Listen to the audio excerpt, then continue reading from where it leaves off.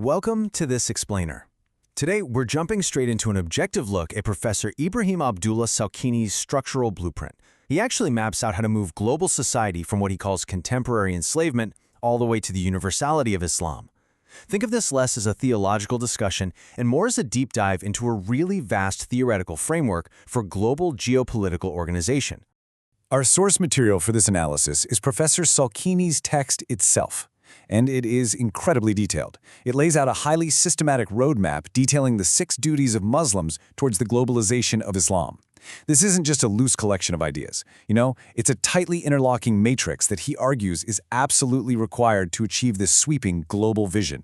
The author hooks his readers right out of the gate with a very precise question. Is Islam qualified for globalization?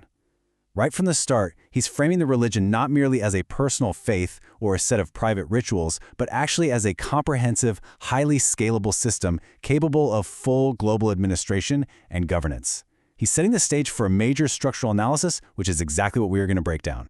So, to make sense of this dense blueprint, we've structured our explainer into 5 steps. First, the concept of Islamic globalization. Second, messaging and legislation. Third, the legal mind and power. Fourth, unity and gradualism. And finally, the consequences of these duties. Let's get into it. Step 1. Concept of Islamic globalization. The author's foundational premise starts off with a really bold claim. He states, the basis of all heavenly religions is to free human beings from the domination of other human beings.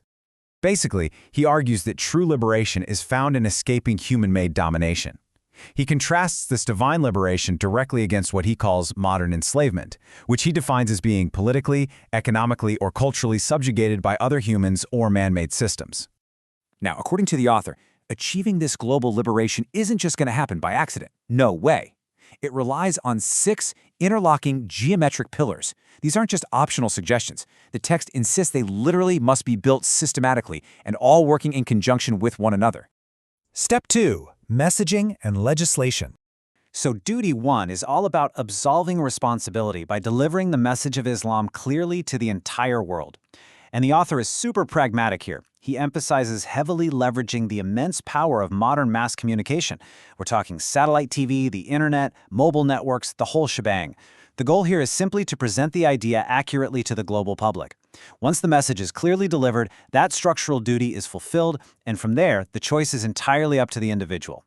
But once that message is out, you need a system to govern those who actually accept it, right? That brings us to duty 2, possessing universal legislation. The text offers this really vivid metaphor. Legal legislation is the water that runs in the veins of any state or institution.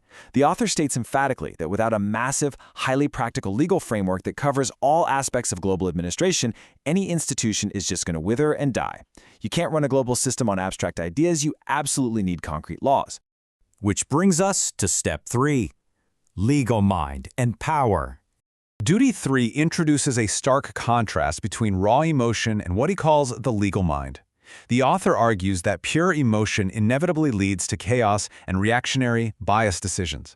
Because of that, human behavior requires objective constraints, specifically controlling emotions with the legal mind to ensure actions are calibrated for justice rather than just acting on impulse.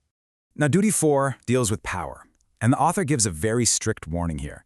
Possessing just one type of power is a guaranteed recipe for failure. Think about it. If you only have military might but absolutely zero economic strength or social cohesion, the whole structure just collapses.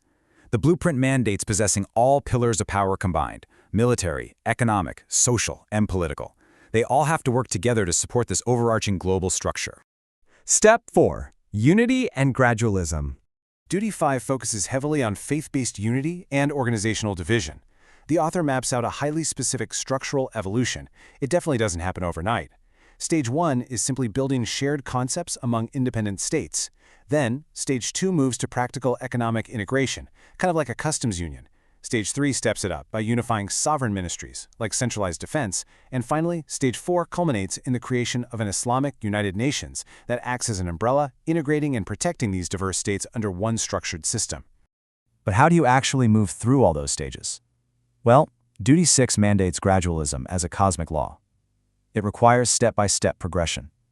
He uses a fantastic biological metaphor here. warning that attempting to jump straight to the final united stage without methodically building the foundational steps. It's basically like expecting a bird to fly without first letting it hatch from the egg. If you rush it, you literally lose everything. The author insists that this gradual progression is demonstrated everywhere, throughout human history and the natural universe.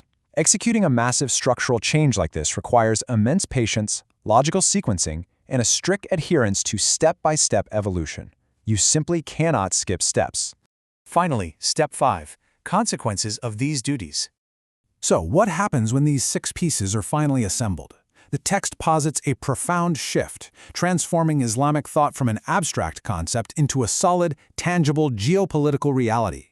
The author foresees the rise of highly independent intellectual and administrative institutions, ultimately producing a fully structured alternative to modern global systems. For anyone observing modern geopolitics, understanding blueprints like this is absolutely vital. It helps you recognize shifting ideological tides and evaluate alternative frameworks for global governance. And that brings us right to the author's final provocative assertion. He frames the successful, systematic execution of these 6 foundational duties not just as a possibility, but as in alignment with universal laws. So, we'll leave you to ponder this. Based on the structured roadmap we've just unpacked, is this specific blueprint for global political structures an inevitable historical progression? It's a massive geopolitical theory, and grasping its step-by-step logic is crucial for anyone studying global systemic ideologies. Thank you for joining me on this explainer, and keep questioning the structures around you.